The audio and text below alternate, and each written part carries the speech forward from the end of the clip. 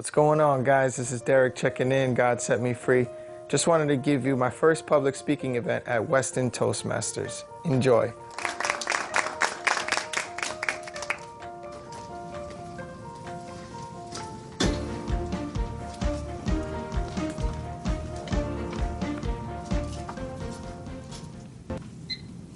I want to thank Toastmasters today because it's time.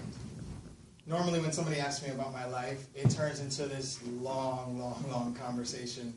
And usually when I watch the person that's listening to it, it looks like they might need therapy after my conversation. So my story starts at St. Luke's Hospital in Manhattan, New York at 3:10 in the morning, December 8th. It was a cold winter night. Not a peep in the hospital. Not even my dad. No, seriously, he wasn't there. Yeah, and we'll go to that very soon. My early childhood started with a lot of different middle schools and grammar schools, and I really was not tapped into my society. You know, my mom did a very good job at keeping me on the outskirts of the reality of where I grew up, and it was actually a fantastic job as a mom. It wasn't until my grammar school couldn't have enough funding for their school to stay open that we had to merge schools with another local middle school. And that's when I started to realize the type of city I grew up in. I was not prepared for this. I was not prepared for the gangster life. I was not prepared for that thug life. I really came in the 7th grade like, your T's are supposed to be how long to your knees? And I really couldn't grasp it. So I tried to merge into that lifestyle. I tried to fully engulf myself. I would tuck my shirt in when I was home so mom didn't know what I was doing. But as soon as I got outside, I was a completely different person. I really started to turn into this person that hung around the wrong company, wrong group of friends, really was getting myself into a lot of bad trouble. You don't know anything about it. And the one thing that kept me grounded, and this is through my high school, was baseball. Baseball was the pivotal point of my overcoming of that lifestyle. And I'm going to talk a lot about overcoming because that's where my story falls into.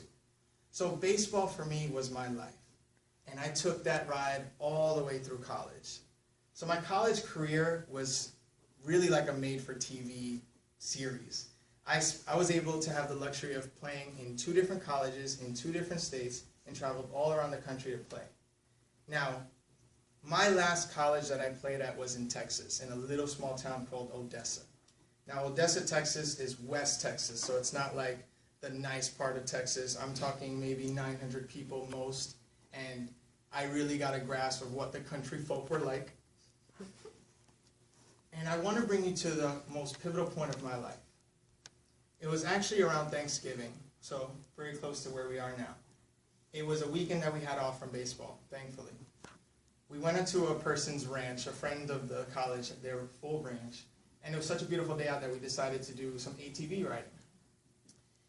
We had probably done about 7 to 8 rides throughout the whole day. And the last ride of the day, a friend of mine, who was also from New York, had asked, hey, you want to jump on mine and we just go together? I said, sure, why not? Knowing that I had that feeling in my gut, like, I really shouldn't do it. So as we're riding, and I would invite everybody that's listening to me today, if you don't mind closing your eyes right now, and I want to give you a picture of what's happened. As we're riding, if you understand, cattle get separated by small bars between the ranch so that they won't go from one to the other. I was hitting a left turn, and BAM! I fell. I fell off. I fell off with no helmet, with a shirt on, and I fell right on my pitching arm. Fell right on my head. As I stood around with no service, as I stood around with blood gushing from my face, I said, what am I going to do? I took this situation as a literal sense of overcoming because the harsh reality of that accident was I no longer could play baseball. I physically had no way. It caused me to come back to Florida. It caused me to redo my life. But it's also been the best part of my life. Finding my home in Florida has been the most influential part of everything that we've done. And the reason why I say that is because now I have a fantastic job where I hold a position that nobody my age holds. I also have started 2 companies and still keep one, and I'm branding another one. And why this is called overcoming is because through my darkest hour, where I found to not have any bit of potential to do anything, I found a way to let God set me free. And he gave me an opportunity to change my life around, and he gave me that light when I was in the darkness.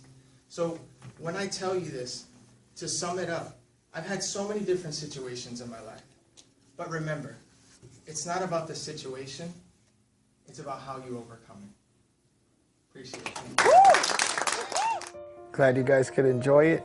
Just so you know, I won Best Speaker that night. It was a great experience. This is God Set Me Free.